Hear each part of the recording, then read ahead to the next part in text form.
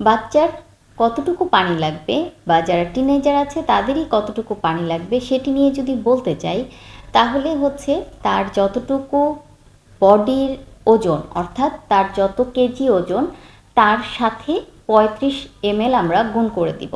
যতটুকু আসবে সেটা তার মিনিমাম রেঞ্জ। অর্থাৎ একজন বাচ্চার যদি 10 কেজি ওজন থাকে তাহলে তার কমপক্ষে 350 ml পানি গ্রহণ করতেই হবে।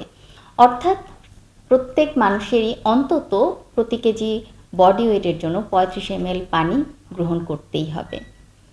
যদি পানির চাহিদা বাচ্চার শরীরে অপূর্ণ থেকে যায়, তাহলে প্রথমেই যেই ঘটনাটা ঘটবে সেটা হচ্ছে ডিহাইড্রেশন।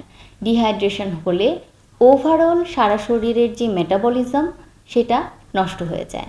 বিভিন্ন ধরনের ভিটামিন যেগুলো ওয়াটার সলিবল সেগুলো বাচ্চা শরীর বঞ্চিত হবে। তাই এই ডিহাইড্রেশন হতে দেয়া যাবে না।